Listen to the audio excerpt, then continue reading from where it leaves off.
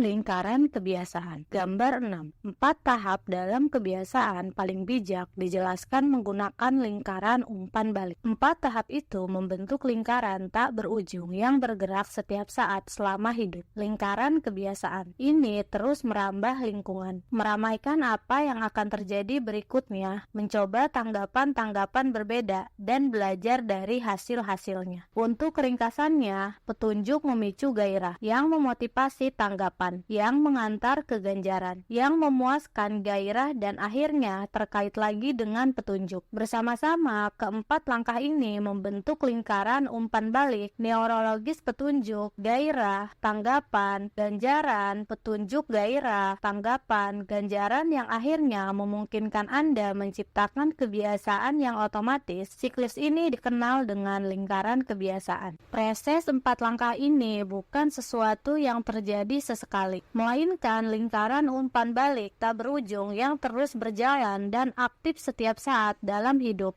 termasuk saat ini.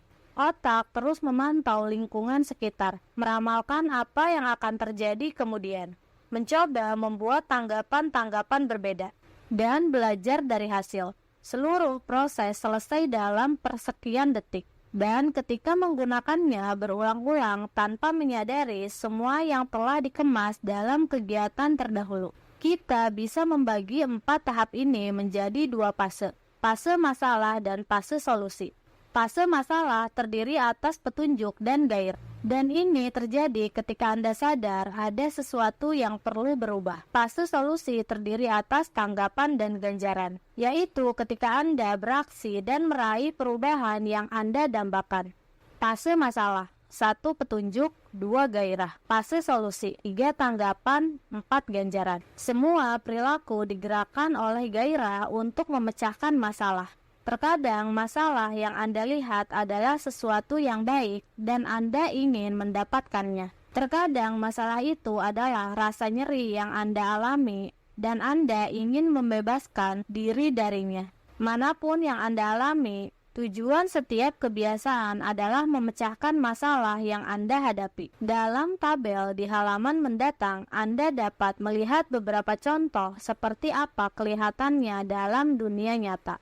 Bayangkan Anda sedang berjalan memasuki ruangan yang gelap dan langsung menuju saklar. Anda telah begitu sering menjalankan kebiasaan sederhana ini, sehingga hal itu terjadi tanpa dipikir. Anda menjalankan 4 tahap ini dalam sepersekian detik. Dorongan untuk beraksi terjadi tanpa Anda pikirkan. Ketika menjadi dewasa, kita jarang memperhatikan kebiasaan-kebiasaan yang berjalan dalam hidup kita. Kebanyakan kita tidak pernah berpikir 2 kali tentang kenyataan bahwa kita menyimpul tali sepatu dulu setiap pagi, atau melepas kabel pemanggang roti setelah menggunakannya, atau selalu berganti baju yang lebih nyaman segera setelah tiba di rumah dari tempat kerja. Setelah puluhan tahun mental kita terprogram, kita secara otomatis masuk ke pola pikir dan bertindak ini. Fase masalah: 1 petunjuk. Ponsel Anda berbunyi pertanda ada pesan singkat baru. 2 gairah. Anda ingin tahu isi pesan itu.